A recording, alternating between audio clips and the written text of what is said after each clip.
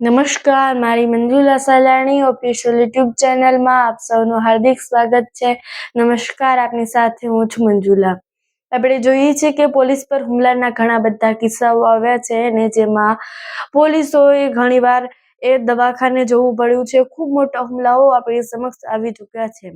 આ વધતી જતી એ પોલીસ પર જે દુર્ઘટનાઓ ઘટી રહી છે તેને લઈ અને હવે જનતામાં એક એવો ભય પેદા થયો છે કે હવે તેમની રક્ષા કોણ કરશે. તેમને જે રક્ષણહાર છે તેને હવે કોઈક એવી રીતે ડરાવી રહ્યું છે, તેમની પર ગોળીબાર કરી રહ્યું છે, એટલે લોકોને ખૂબ ડર છે.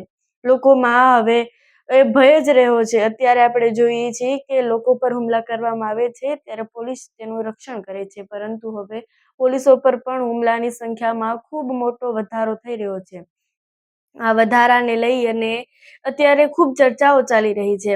ડિસેમ્બર 2025 થી લઈ અને જૂન 2026 સુધીમાં આપણે ઘણા બધા એવા કિસ્સાઓ જોયા કે જ્યાં પોલીસો પર હુમલા થયા અને પોલીસો પર હુમલા થવાના લીધે કેટલી બધી ચર્ચાઓ થઈ, તર્ક વિતર્કો થયા, પરંતુ એ ક્યાંય ન્યાય ન આવ્યો કે આવું થાય છે શા માટે અને એ ગુંડાઓને તમે પકડી પાડો કે જેમણે એ પોલીસો પર હુમલા કર્યા છે. કેટલા બધા કિસ્સાઓ આપણે સાંભળ્યા, પણ તેમાં એવું ન સાંભળ્યું કે પોલીસ પર હુમલો કરનાર એ આરોપીને પકડી દેવામાં આવ્યો.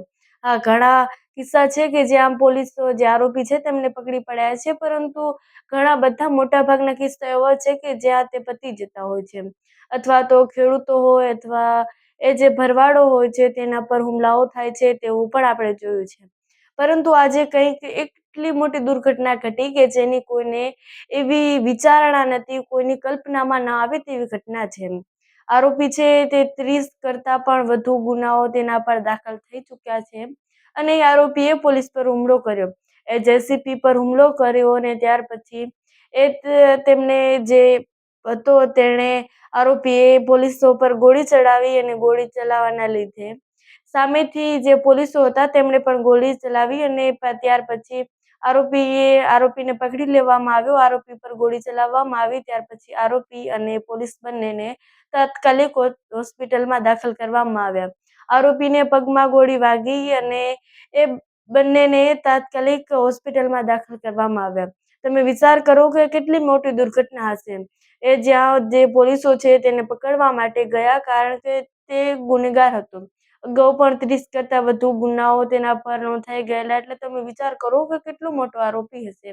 એક કુખ્યાત ડાકુ કહીએ તો આપણે કંઈ એમાં ખોટું ના કહી શકીએ, કારણ કે 30 કરતા વધુ ગુનાઓ આપણી ગણનામાં ના આવે.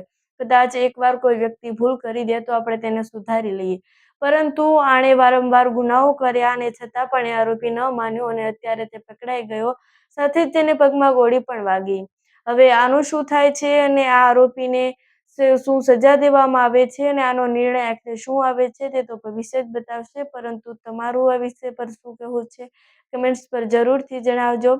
સાથે જ અમારી Manjula Salani official YouTube channel પર આવ્યા છો તો સબસ્ક્રાઇબ કરીને જજો. નમસ્કાર.